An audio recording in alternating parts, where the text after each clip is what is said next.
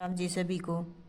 आज फिर आ गई हूँ मैं ये श्रीमद् भगवत गीता यथारूप करवाने जा रही हूँ। देखो इसका ये पहला पेज। अब हम यहाँ पर आ गए थे, कल करवाया था मैंने एक पेज आज करवाऊंगी इसका।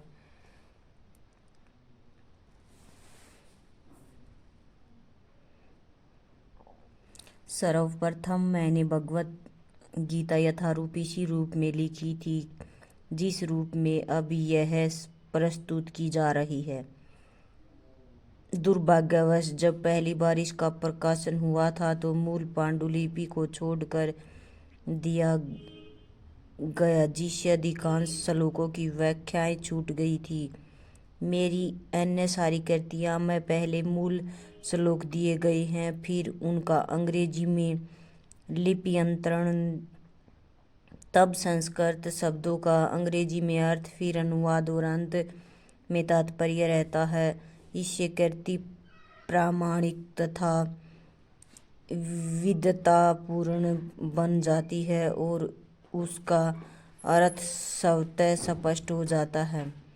अतः जब मुझे अपनी मूल पांडुलिपि को छोटा करना पड़ा तो मुझे कोई प्रसन्नता नहीं हुई, किंतु जब भगवत गीता यथारूप की मांग बढ़ी तब तमाम विद्वानों तथा भक्तों ने मुझसे अनुरोध किया कि मैं इस कृति को इसके मूल रूप में प्रस्तुत करूं।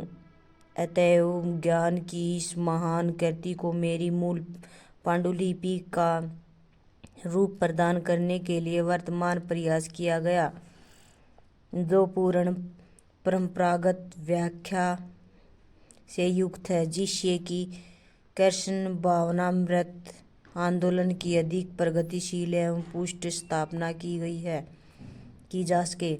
हमारा कृष्ण भावनामृत आंदोलन मौलिक ऐतिहासिक दृष्टि से प्रामाणिक, सहज तथा दिव्य है, क्योंकि यह भगवत गीता यथारूप पर आधारित है। यह संपूर्ण जगत में विशेषतया नई पीढ़ी के बीच अति लोकप्रिय हो रहा है। यह प्राचीन पीढ़ी के बीच भी अधिकाधिक सुरुचि प्रदान करने वाला है। प्रौढ़ इसमें इतनी रुचि दिखा रहे हैं कि हमारे शिष्यों के पिता तथा पितामह हमारे संघ के आजीवन सदस्य बनकर हमारा उत्साहवर्धन कर रहे हैं। लॉस एंजिलिस में अनेक माताएं तथा पिता मेरे पास यह कृतज्ञता व्यक्त करने आते थे कि मैं सारे विश्व में कृष्ण भावनामृत आंदोलन की अगुवाई कर रहा हूँ। उनमें से कुछ लोगों ने कहा कि अमेरिकी लोग बड़े ही भाग्यशाली हैं कि मैं अमेरिका में कृष्ण भावनामृत आंदोलन का शुभारंभ किया है। अब इस पेज का दूसरी साइड से पढ़ेंगे।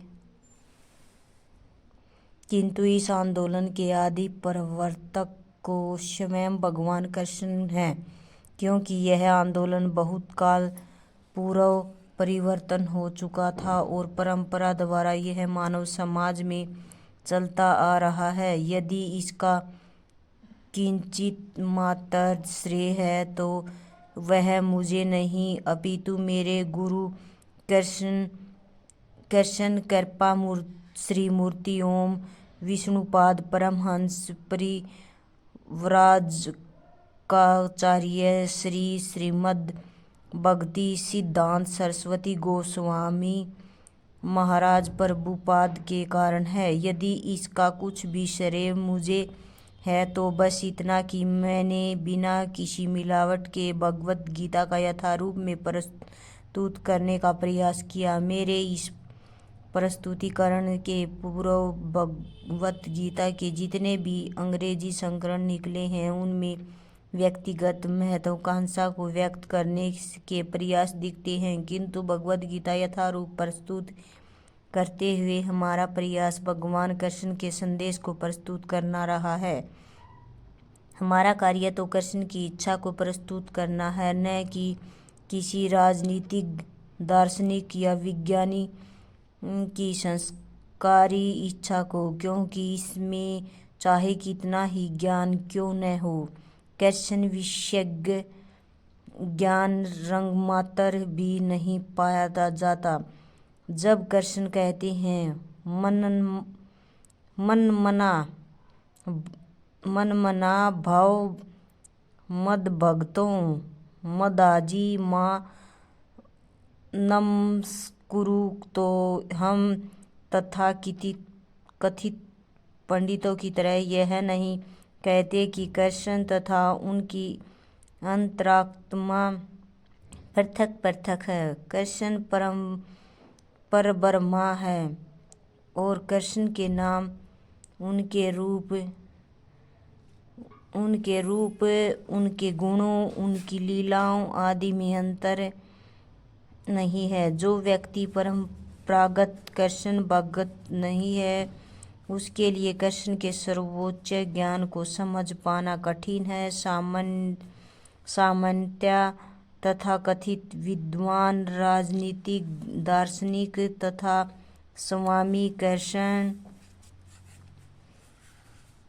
के सम्यक ज्ञान के बिना भगवत गीता पर भाष्य लिखते समय या तो कृष्ण को उसमें से निकाल फेंकना चाहते हैं या उनको मार डालना चाहते हैं। भगवत गीता का ऐसा अप्रमाणिक भाष्य मायावादी भाष्य कहलाता है और श्री चैतन्य महाप्रभु हमें ऐसे अप्रमाणिक लोगों से सावधान कर रहे हैं। वे कहते हैं कि जो व्यक्ति भगवत गीता को मायावादी दृष्टि से समझने का प्रयास करता है, वह बहुत बड़ी भूल करेगा। ऐसी भूल का दुष्ट परिणाम यह होगा कि भगवत गीता के दिग्भ्रमित जिज्ञासु आध्यात्मिक मार्गदर्शन के मार्ग में मोहग्रस्त हो जाएंगे और वे भगवत धाम वापस नहीं जा सकेंगे।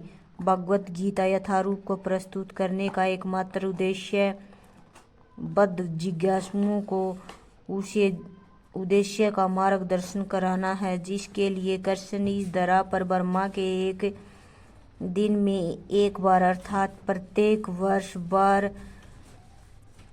अवतार लेते हैं। भगवत गीता में इस उद्देश्य का उल्लेख हुआ है और हमें उसे उसी रूप में ग्रहण कर लेना चाहिए, अन्यथा भगवत गीता तथा उसके वक्ता भगवान कृष्ण को समझने का कोई अर्थ नहीं है। भगवान कृष्ण ने सबसे पहले लाखों वर्ष पूर्व सूर्यदेव से भगवत गीता का प्रवचन किया था।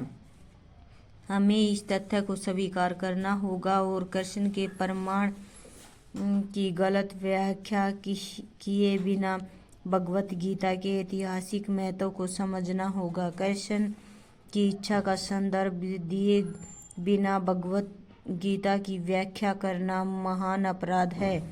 इस अपराध से बचने के लिए कृष्ण को भगवान रूप में समझना होगा, जिस तरह से कृष्ण के प्रथम शिष्य अर्जुन ने उन्हें समझा था। भगवत गीता का ऐसा ज्ञान वास्तव में लाभप्रद है और जीवन उद्देश्य को पूरा करने में मानव समाज के कल्याण हेतु प्रामाणिक भी होगा। मानव समाज में कृष्ण भावनामृत आंदोलन अनिवार्य है क्योंकि यह जीवन की चरम सिद्धि प्रदान करने वाला है। ऐसा क्यों है, इसकी पूरी व्याख्या भगवत गीता में हुई। दुर्भाग्यवश संसारी झगड़ालू व्यक्तियों ने अपनी आसुरी लालसाओं को अग्रसर करने तथा लोगों के जीवन के सिद्धांतों को ठीक से न समझने देने में भगवत गीता से लाभ उठाया। प्रत्येक व्यक्ति को जानना चाहिए कि ईश्वर या कृष्ण कितने महान हैं और जीवों की वास्तविक स्थितियाँ क्या हैं। प्रत्येक व्यक्ति को यह जान लेना चाहिए कि जीव नित्य दास हैं और जब तक वह कृष्ण की सेवा नहीं करेगा तब तक वह जन्म मृत्यु के चक्कर में पड़ता रहेगा। यहाँ तक कि मायावादी चिंतक को भी इसी चक्कर में पड़ना होगा।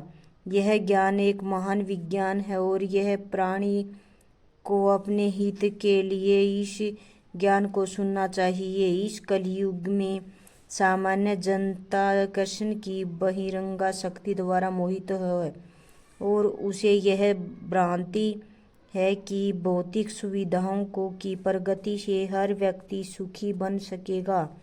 उसे इसका ज्ञान नहीं है कि भौतिक या बहिरंगा प्रकृति अत्यंत प्रबल है, क्योंकि डर प्राणी प्रकृति के कठोर नियमों द्वारा बुरी तरह से जकड़ा हुआ है। सौभाग्यवश जीव भगवान का अंश रूप है, अतएव उसका सहज कार्य है भगवान की सेवा करना। मोहवश मनुष्य विभिन्न प्रकारों से अपनी इंद्रिय तृप्ति करके सुखी बनना चाहता है, किंतु वह कभी भी सुखी नहीं हो सकता। अपनी भौतिक इंद्रियों को तुष्ट करने के बजाय उसे भगवान की इंद्रियों को तुष्ट करने का प्रयास करना चाहिए। यही जीवन की सर्वोच्च सिद्धि है। भगवान यही चाहते हैं कि इसी की अपेक्षा रखते हैं।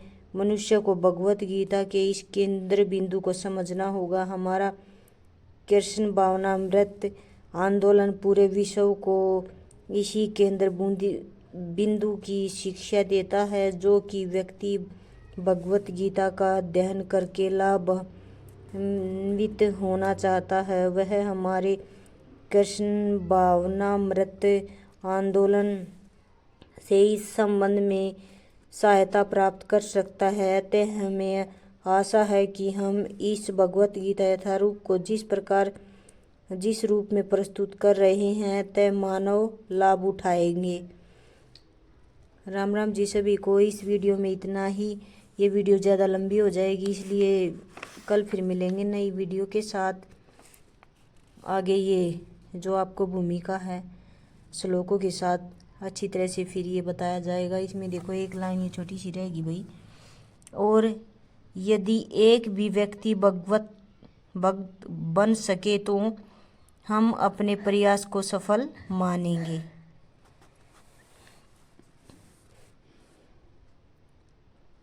यही कदम होती है। अब आपको कल इसकी भूमिका बताएंगे। इसकी भूमिका स्टार्ट होगी है यहाँ से। एक एक श्लोक एक एक बात अच्छी तरह से समझाई जाएगी भाई।